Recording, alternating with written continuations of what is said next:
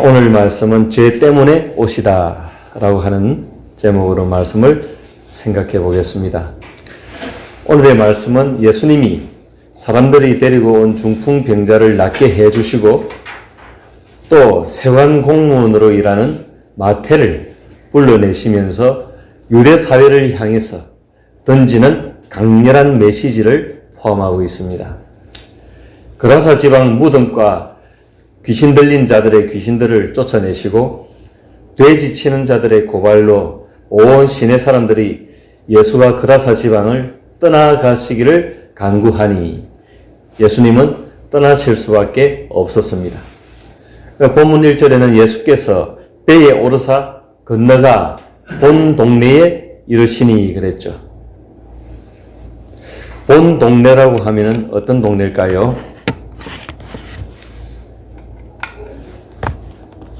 예수님이 활동하시던 그 지역이 갈릴리 호숫가, 그 북쪽 가버나움 지역이 있습니다. 거기서 베드로도 불러내시고 물고기 잡는 베드로도 불러내시고 제자들을 불러내시고 활동을 하셨기 때문에 이 갈릴리 호수가 그 아프리카 지도처럼 이렇게 생겼다고 보면 됩니다. 제가 얼핏 볼 때 아프리카 지도처럼 이렇게 생겼더라고요. 그래서 가버나움은 북서쪽에 위치해 있습니다.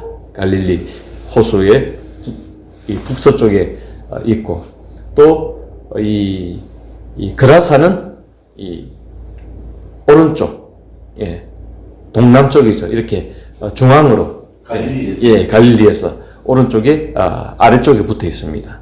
그러면 이 그라사 지방에서 북쪽 가버나움 쪽으로 배를 타고 건너가셨다. 이렇게 북서쪽으로 이렇게 건너가셨다. 그렇게 보시면 됩니다. 그래서 이 본 동네에 이르시니 하는 것은 came into his own city 해서 자신의 동네로 예수님 활동하시는 동네로 가셨다. 그렇게 보면 되겠습니다. 본 동네에 도착하자마자 사람들이 중풍병자를 예수님께 데리고 왔습니다. 그래서 중풍병자를 데리고 온 사람들의 믿음을 보시고 예수님이 치료해 주시죠.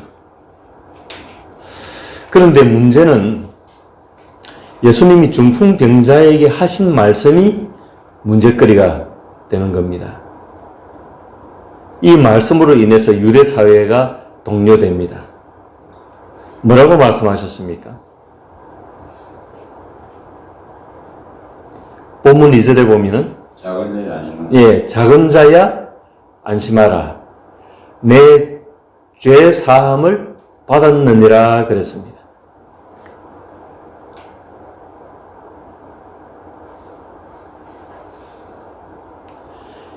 작은 자는 어떤 사람이 작은 자입니까?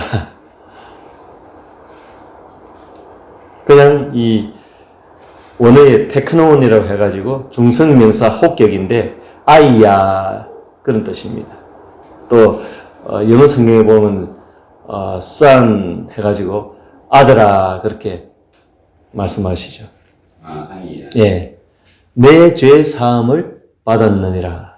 근데 그 중풍병자도 어느 정도 나이가 있을 테고 몇 살인지 가늠하기는 어렵지만 보통 중풍이 이렇게 걸릴 정도의 나이면 성인이고 좀 성인병 중에 하나 아닙니까? 근데 예수님은 그 당시 연세가 청년 시절이었단 말입니다. 공생이 시작할 때 나이 30에 시작을 하셨거든요. 근데 아이야 그러시면서 내 죄 사함을 받았느니라. 이 말씀이 문제가 되었다는 거죠.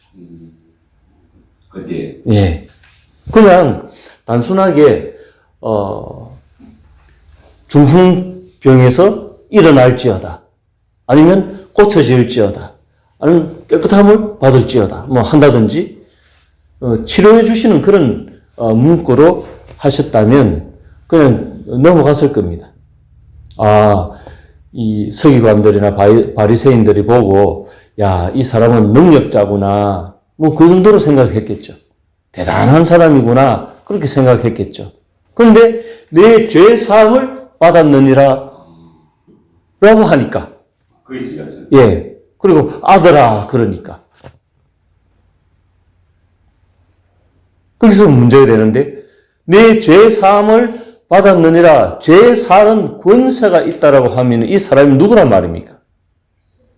예수님 자신이 하나님이시라는 겁니다. 이게 이제 서기관들의 생각에는 문제가 되는 거예요. 어허, 이것 봐라. 죄를 사해 준다고?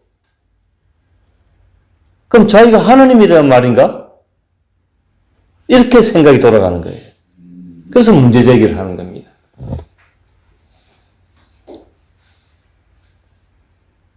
이 말씀은 예수님의 정체성을 규정하는 말씀이기 때문에 문제가 되는 겁니다. 예수님이 하나님이시라는 겁니다. 예수님이 메시아시라는 겁니다.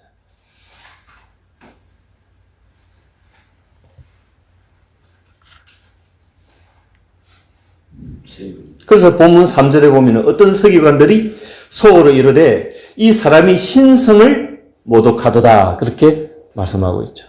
신성 모독죄를 지금 저지르고 있다는 겁니다. 예수님이. 자기가 신이라고 그러니까.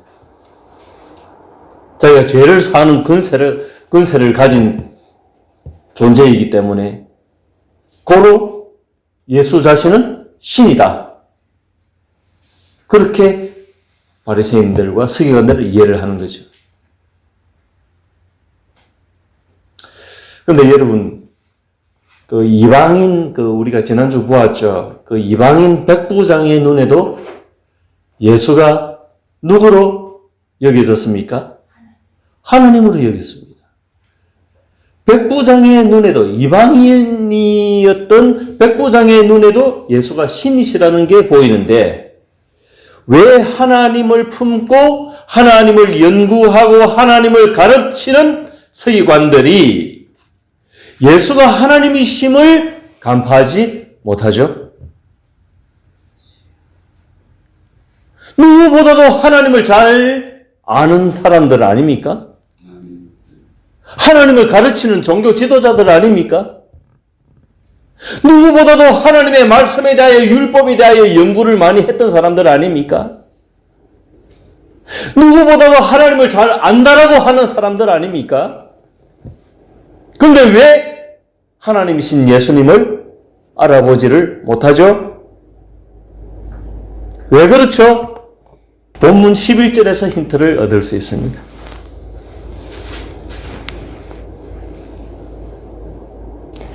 11절 같이 읽어볼까요? 시작. 바리새인들이 보고 그의 제자들에게 이르되 어찌하여 너희 선생은 세리와 죄인들과 함께 잡수시느냐? 아멘. 자, 여기서 어떤 힌트를 얻을 수 있습니까? 지금 바리새인들이 가지고 있는 하나의 의식 구조가 뭐냐라는 걸 우리가 눈치챌 수 있죠. 이 사람들의 의식 구조가 뭡니까? 특권 계층 의식입니다. 그들은 다른 사람들과 다르다는 겁니다. 죄인들이 따로 있고 자기들은 의인들이고 자기들보다 못한 사람들이 자기 아래의 계층 사람들이 있다는 겁니다. 그런 의식 구조를 가지고 있는 거죠. 어찌하여 너희 선생은 세리와 죄인들과 함께, 세리가 세관 공무원인데 오늘날 같이 대접받는 그런 인정받는 세관 공무원들이 아니고 그 당시엔 로마의 이 하수인들로서 이 백성들의 지탄의 대상이었습니다.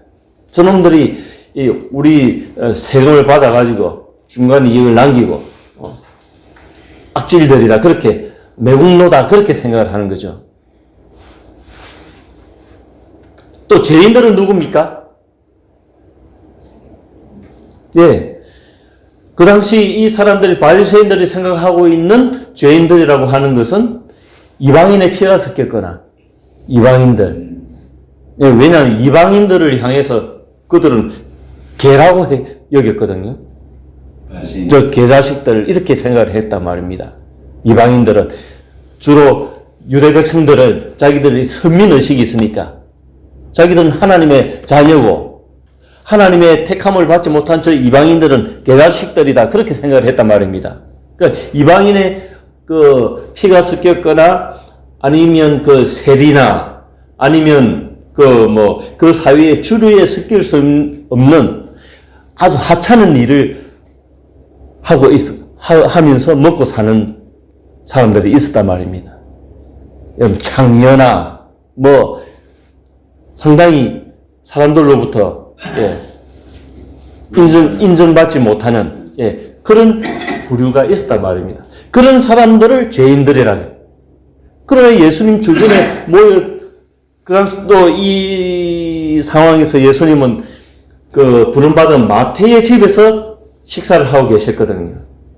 그리고 그 주변에 바리새인들이 생각하는 죄인들이 많이 있었기 때문에 그래서 이렇게 묻는 겁니다. 어찌하여 너희 선생은 세리와 죄인들과 함께 잡수시느냐?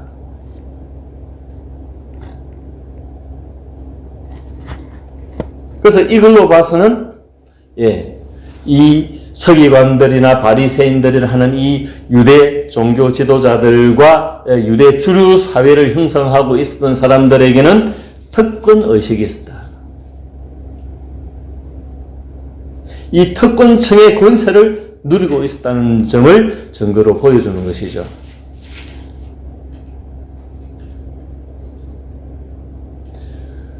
그 의식 구조 때문에 예수님을 하나님으로 여기지 못하는 겁니다. 알아보지를 못하는 겁니다. 눈에 비늘이 덮여 있었다는 거죠. 눈에 막이 있기 때문에 바로 보지를 못하는 거죠.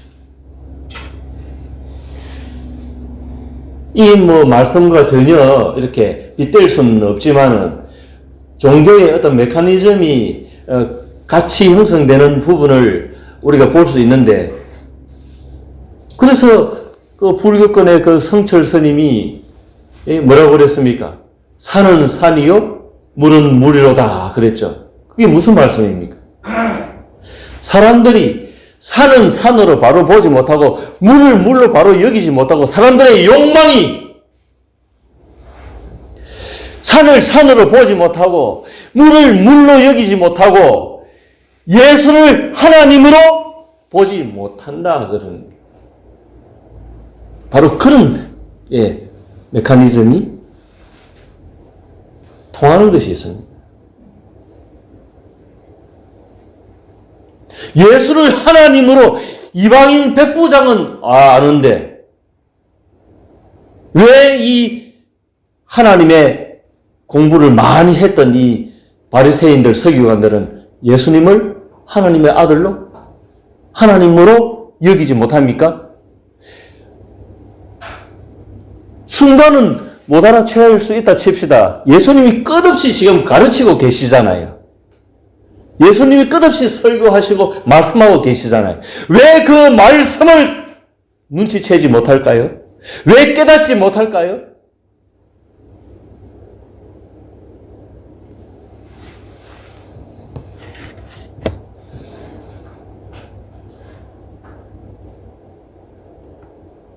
그러니까 이 사람들이 그런 와중에 예수님이 딱 걸린 거죠. 세리 마태의 집에서 죄인들과 더불어 식사하시는 장면을 바리새인들 역겨워 하였던 것이죠. 태태태에 들어오라. 저 세리 집에서 죄인들과 함께 좀 먹고 하는 저 녀석이 도대체 어떤 인간이란 말인가. 굉장히 역겹게 생각했던 거죠. 조금 더 마음을 열고 자기 자신을 낮추면서 저 사람이 하는 말에 귀를 기울이지 못하였던 거죠. 자기 것으로 가득 차 있는 거죠. 자기 세계로. 자기의 인식 체계로 그냥, 가득 차 있었기 때문에 예수님의 말씀을 들을 수가 없는 거죠. 예수님이 하나님이시라는 걸 볼 수가 없는 거죠.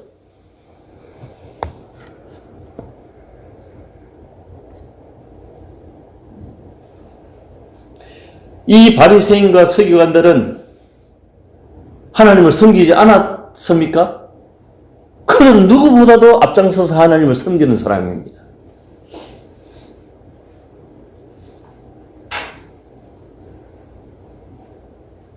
다만 자신만의 눈으로 하나님을 본 거죠.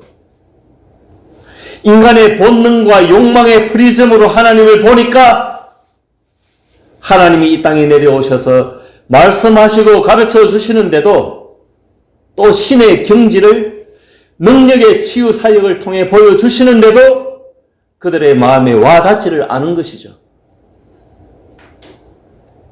예수가 행동하시는 하나하나가 다 마음에 들지 않은 거죠. 이것도 고발거리, 저것도 고발거리 하는 쪽쪽이 그냥 마음에 들지 않으니까 모든 것이 다 지적질이죠.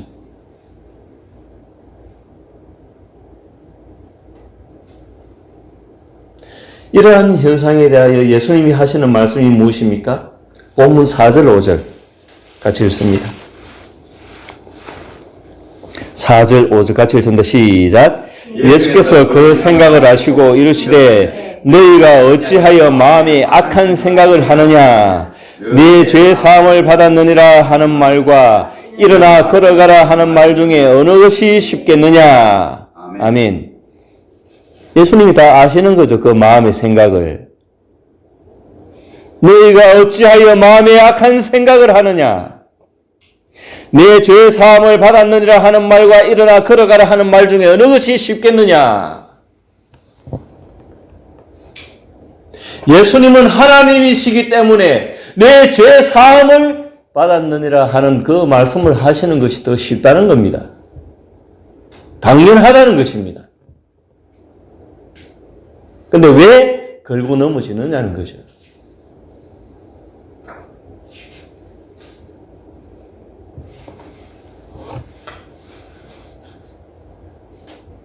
일어나 걸어가라 하실 수도 있죠.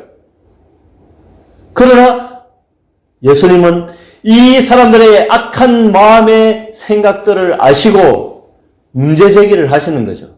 예수님이 먼저 그 사람들의 치명적인 영적 오류와 치명적인 영적 질병에 걸려있는 바리새인과 서기관들의 그 상태를 아시고 내 죄 사함을 받았느니라고 말씀을 하신 것이죠.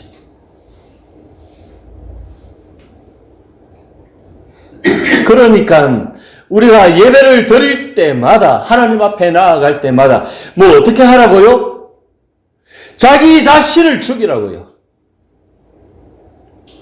자기 자신을 깨부수고 하나님을 배우라고요. 그게 예배고 그게 기도입니다.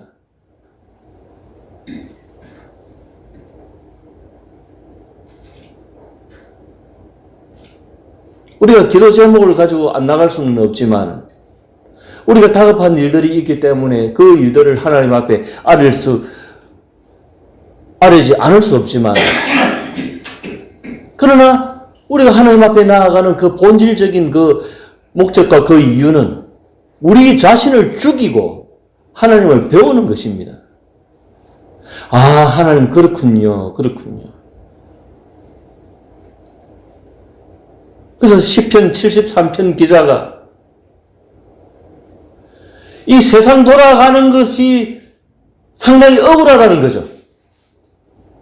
우리는 하나님의 백성이고 하나님의 의를 따랐고 하나님의 말씀을 따라 살았지만 이렇게 고생스럽고 이렇게 괴롭고 이렇게 힘들고 사는 것이 사는 게 아닌데 저 망나니 같은 개망나니 같은 저 무지한 인간들 하나님을 알지 못하는 것들은 하나님을 모독하는 것들은 오히려 배불리고 잘 먹고 잘 살고 떠들고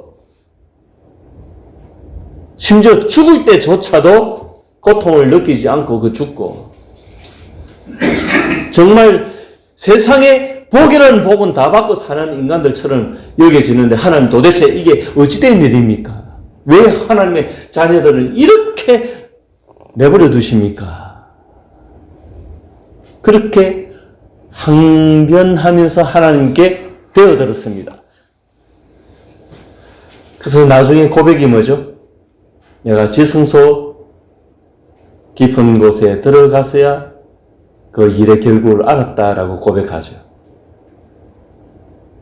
그게 뭡니까?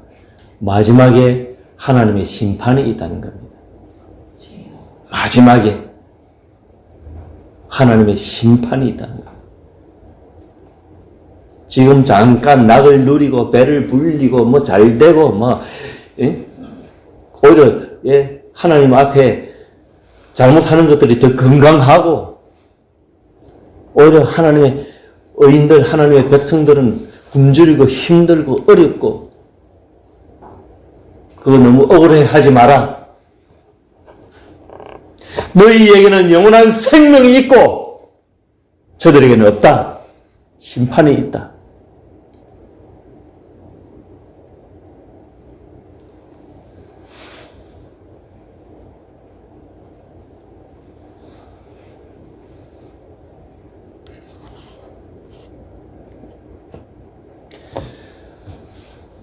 그리고 본문 12절 13절 한번 보시죠. 같이 읽습니다. 시작. 예수께서 들으시고 이르시되 건강한 자에게는 의사가 쓸데없고 병든 자에게라야 쓸데있느니라. 너희는 가서 내가 긍휼을 원하고 제사를 원하지 아니하노라 하신 뜻이 무엇인지 배우라. 나는 의인을 부르러 온 것이 아니요 죄인을 부르러 왔노라 하시니라. 아멘. 바리새인들이나 서기관들의 이 주류 사회, 이 유대 사회를 이루었던 사람들은 자기들이 의인들이라 생각하고 자기들이 건강한 사람이라 생각했습니다. 자기들은 고칠 것이 없다고 생각했습니다. 자기들은 바로 가고 있다고 생각하고 있습니다.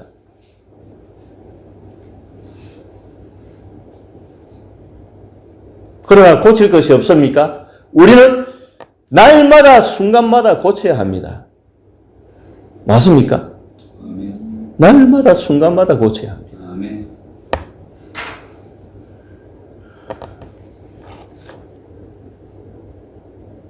그래서 예수님은 병든 자에게라야 의사가 쓸데있기 때문에 예수님은 너희 말대로 세리나 죄인들에게 왔다는 거죠. 죄인을 부르러 왔노라. 그래서 예수님이 이 땅에 오신 목적은 우리의 죄 때문에 오셨다는 겁니다. 아멘. 죄를 처리하기 위해서.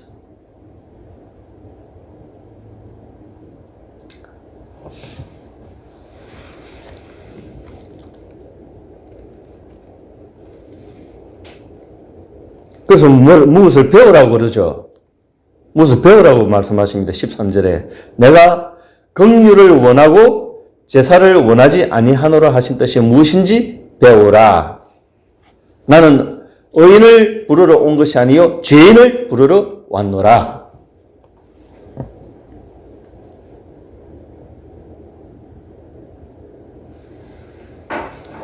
이게 내가 긍휼을 원하고 제사를 원하지 아니하노라. 이게 구약의 그 호세아서 말씀이죠. 6장. 호세아서 6장 6절의 말씀인데 호세아서에는 내가 인애를 원하고 인애가 뭐냐면 그 영어에는 love, 사랑입니다. 사랑을 원하고 제사를 원하지 아니하노라.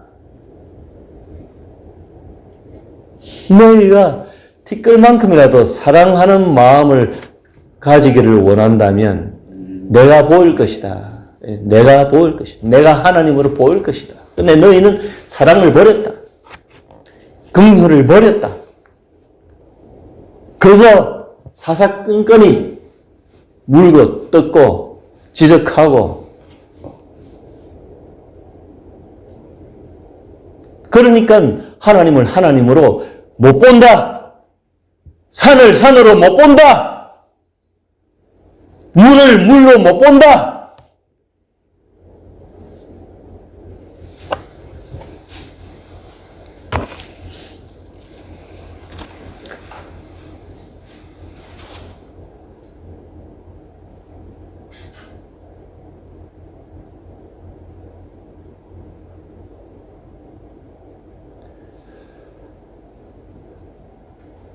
호세아서 한번 찾아볼까요? 구약 성경. 호세아서 6장 4절부터 보시겠습니다. 1261페이지. 4절부터 11절까지.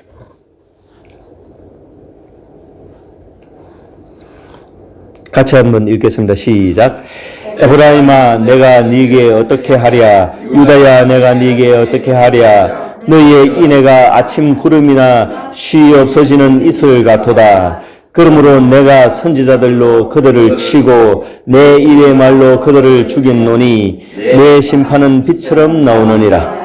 나는 인애를 원하고 제사를 원하지 아니하며 번제보다 하나님을 아는 것을 원하노라. 그들은 아담처럼 언약을 어기고 거기에서 나를 반역하느니라. 길르앗은 악을 행하는 자의 고울이라 피 발자국으로 가득 찼도다. 강도 때가 사람을 기다림같이 제사장의 무리가 세겜길에서 살인하니 그들이 사악을 행하였느니라. 내가 이스라엘 집에서 가증한 일을 보았나니 거기서 에브라임은 음행하였고 이스라엘은 더럽혀졌느니라.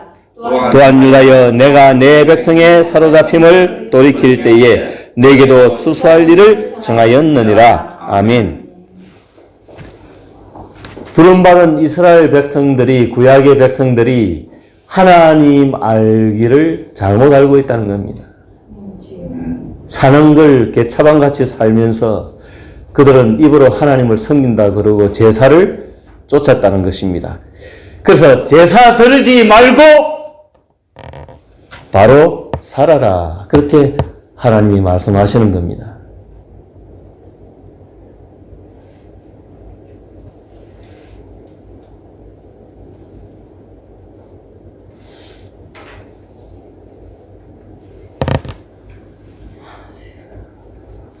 나는 인애를 원하고 사랑을 원하고 긍휼을 원하고 제사를 원하지 아니하며 번제보다 하나님을 아는 것을 원하노라.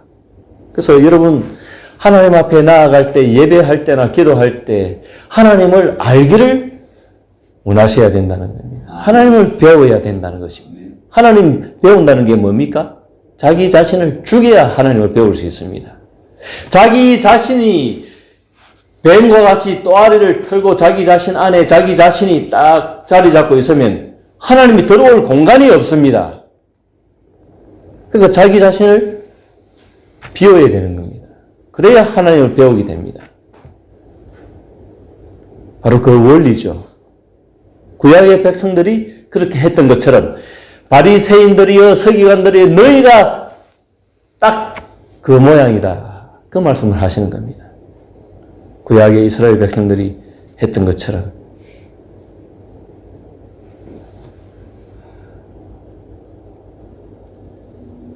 북쪽 이스라엘, 남쪽 유다, 남북으로 다 문제가 있었다는 거죠.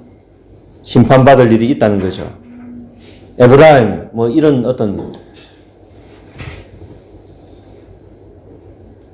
에브라임은 요셉의 둘째 아들이지만 그 야곱의 축복을 크게 받았죠.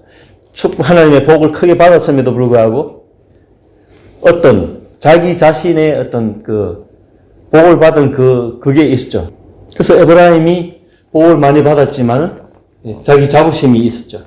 자부심이 있었는데 비해서 뭡니까? 이스라엘 공동체를 위해서 헌신한 흔적이 별로 없습니다.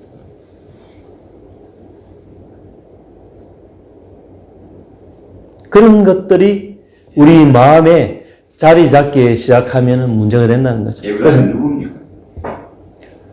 요셉의 둘째 아들입니다. 그래서 하나의 지파를 형성하고 에브라임 지파거든요.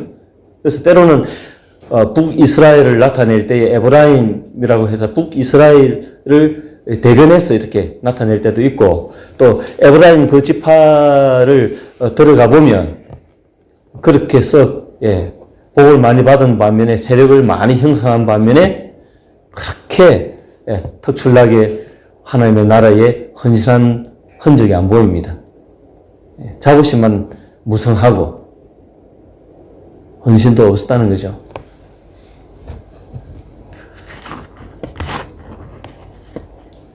그런 인간의 못난 것들이 자리 잡게 되면 문제가 된다는 겁니다. 그래서 호세아서 6장 1절에 3절 같이 읽어봅니다. 어떻게 해야 되느냐? 1절에서 3절 시작. 오라 우리가 여호와께로 돌아가자. 여호와께서 우리를 찢으셨으나 도로 낫게 하실 것이요 우리를 치셨으나 싸매어 주실 것임이라. 여호와께서 이틀 후에 우리를 살리시며 셋째 날에 우리를 일으키시리니 우리가 그의 앞에서 살리라. 그러므로 우리가 여호와를 알자. 힘써 여호와를 알자. 그의 나타나심은 새벽빛같이 어김없나니 비와 같이 땅을 적시는 늦은 비와 같이 우리에게 임하시리라 하니라. 아멘. 그래서 여호와께로 돌아가자. 또 3절에 보면은 그러므로 우리가 여호와를 알자 그랬죠. 힘써 여호와를 알자. 예. 여호와를 모르니까, 하나님을 모르니까 그런 겁니다.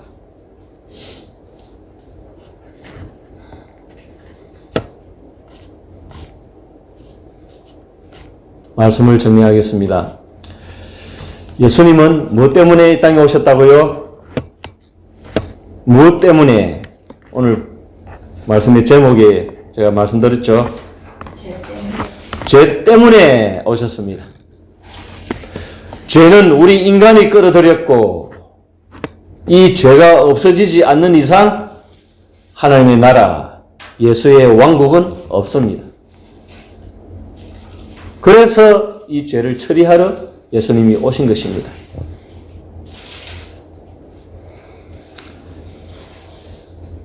사람들이 생각하는 이상으로 예수 신앙은 고급진 것입니다. 하이 퀄리티입니다. 그저 병이나 좀 낫고 돈이나 몇 푼 얻는 그런 신앙이 아닙니다. 로마서 8장 마지막으로 로마서 8장 한번 찾아보겠습니다. 로마서 8장 18절 같이 읽습니다. 시작. 생각하건대 현재의 고난은 장차 우리에게 나타날 영광과 비교할 수 없도다. 피조물이 고대하는 바는 하나님의 아들들이 나타나는 것이니 피조물이 허무한데 굴복하는 것은 자기 뜻이 아니요 오직 굴복하게 하시는 이로 말미암음이라. 그 바라는 것은 피조물도 썩어짐의 종로로 탄 데서 해방되어 하나님의 자녀들의 영광의 자유에 이르는 것이니라. 피조물이 다 이제까지 함께 탄식하며 함께 고통을 겪고 있는 것을 우리가 아느니라. 그뿐 아니라 또한 우리 곧 성령의 처음 익은 열매를 받은 우리까지도 속으로 탄식하여 양자될 것 곧 우리 몸의 속량을 기다리느니라. 우리가 소망으로 구원을 얻었음에 보이는 소망이 아니니 보는 것을 누가 바라리요. 만일 우리가 보지 못하는 것을 바라면 참음으로 기다릴지니라. 아멘. 생각하건대 현재의 고난은 장차 우리에게 나타날 영광과 비교할 수 없도다. 앞으로 영광이 나타난다는 말씀입니까? 나타나지 않는다는 말씀입니까? 그래서 우리가 고대할 바가 있다는 말씀입니까? 없다는 말씀입니까? 고대할 바가 있다. 21절에 보면 그 바라는 것은 피조물도 썩어짐의 종로로 탄 데서 해방되어 하나님의 자녀들의 영광의 자유에 이르는 것이니라. 피조물이 다 이제까지 함께 탄식하며 함께 고통을 겪고 있는 것을 우리가 아느니라. 쭉 말씀하시면서 우리가 24절에 우리가 소망으로 구원을 얻었음에 보이는 소망이 아니니 보는 것을 누가 바라리요.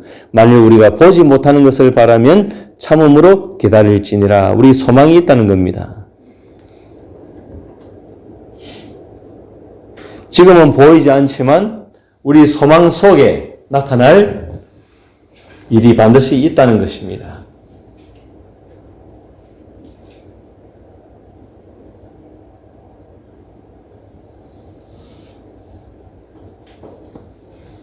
그래서 우리 신앙은 현세에서 반드시 우리가 구원받는 것이고 또 앞으로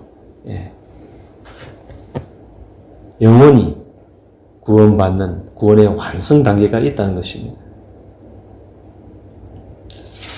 얄팍한 신앙은 길가에 떨어진 씨앗이나 돌밭에 뿌려진 씨앗이나 가시떨기에 뿌려진 씨앗처럼 이 사탄에게 삼켜지거나 환난이나 박해가 가해지거나 세상의 염려와 재물의 유혹과 기타 욕심이 들어오거나 해서 말씀을 가로막게 되죠.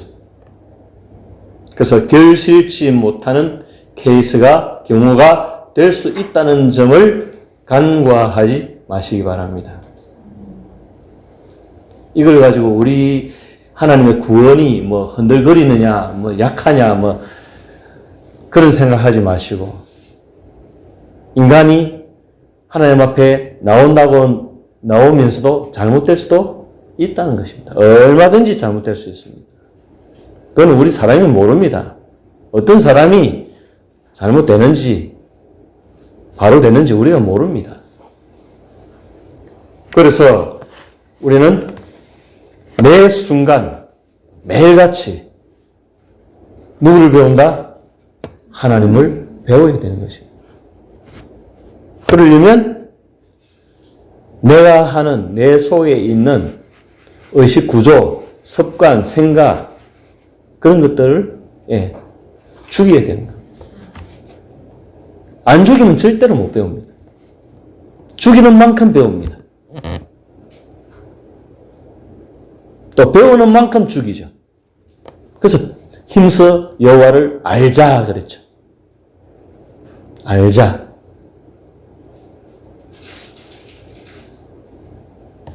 acknowledge. 하나님을 알자.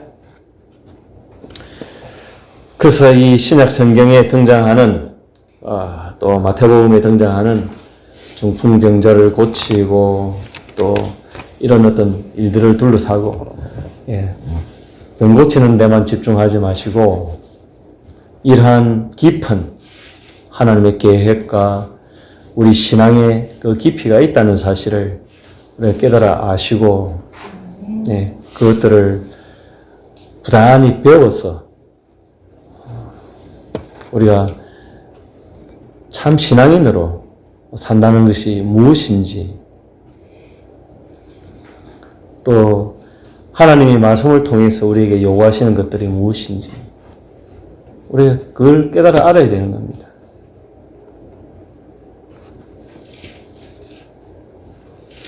어찌 보면 쉽고 어찌 보면 어려운 거예요. 알면 쉬운 거고 모르면 어려운 거예요.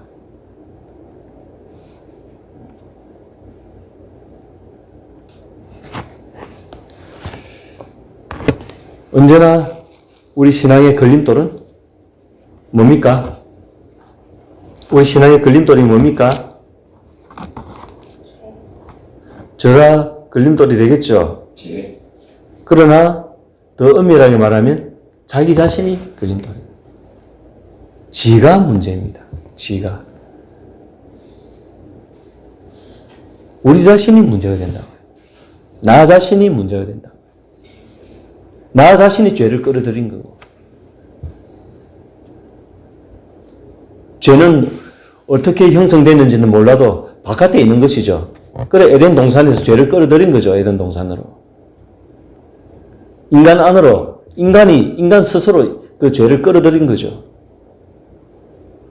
그 죄를 처리하기 위해서 예수님이 오셨다는 거죠.